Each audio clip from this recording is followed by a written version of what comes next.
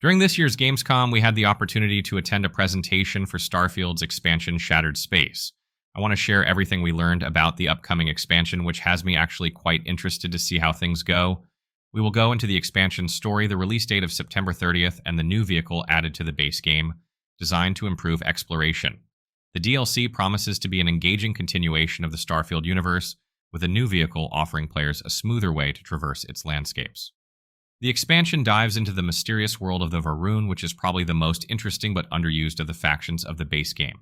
This DLC focuses on Varun Kai and brings a fully handcrafted experience, meaning that things aren't being procedurally generated, and you will be able to experience the more traditional Bethesda feel that players were perhaps expecting from the base game. For example, the capital city of Dazra is said to be packed with interesting locations and hidden secrets.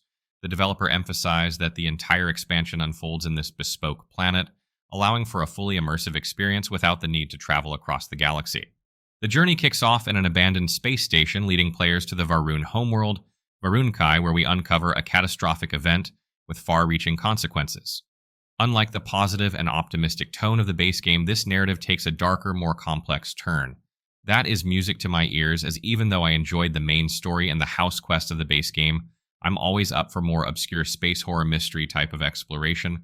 I'm also very interested to meet different factions within House Varun and hopefully face choices that will shape the events and the overall journey. It was reiterated over and over again that Shattered Space is all about delivering a complete and focused experience centered around Dazra. Lamb pointed out that the expansion captures that classic Bethesda vibe where everything you need to get lost in the story is right there in this carefully crafted world. With new weapons, gear, and items, the expansion also brings fresh gameplay elements that they hope may even change how you think about Starfield. This is very telling to me. I think the developers heard the masses loud and clear about the disappointment with interstellar travel and procedural locations, and are bringing focus back to what Bethesda does well and giving players a condensed story playground. I'm all for it. One of the standout features of Shattered Space is the introduction of a new enemy, the Vortex Horror. This creature comes from another dimension, crossing over into our world with powers that make it a formidable challenge, especially for lower-level players. It aims to add a real sense of danger to the expansion. These things looked really creepy, and I want to think they may end up giving that Deathclaw feel. In general, I feel like Bethesda seems to be channeling the same atmosphere that fans of games like Fallout love, with Dazra being a mysterious, dark, and harsh environment. This isn't the hopeful exploration you find in the rest of Starfield. Instead, it's a deep space narrative exploring how the Varun have survived outside the settled systems. Alongside the expansion, players will also get access to a new vehicle in the original game, the Rev 8, a Land Rover perfect for traversing the rugged landscape. To get your hands on the Rev 8, you'll need to visit a ship services technician. I immediately thought, it's the Mako, by the way. It is clear that the main objective of this vehicle is to make exploration easier and more fun. Again, I feel Bethesda have been listening to feedback and working on adapting to meet player expectations.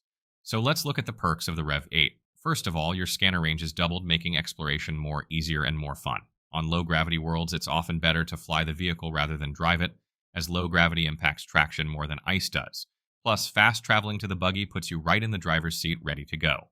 The Rev 8 also has some interesting quirks. It doesn't seem to transfer collision or fall damage to its occupants, which adds an extra layer of safety. Its climbing ability is impressive too. If there's a surface, the Rev 8 can probably scale it, even a 90-degree sheer climb face if you point it upward. To make the most of its turret, you can invest in skills like lasers, heavy weapons, and demolitions, which will enhance its combat capabilities. And if you're over-encumbered, no worries. You can still fast travel while inside the Rev 8, making it a great solution for hauling heavy loads. The mounted laser isn't just for defense either. It can harvest resources like iron when you shoot at them.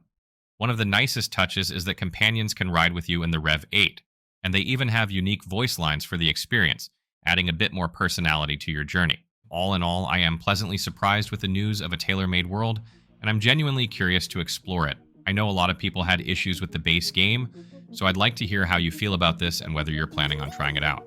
I'm hoping to have a hands-on or review before launch for you, so if you're on the fence, I'll do my best to get you more info for your decision down the line. Please share your thoughts below and let me know.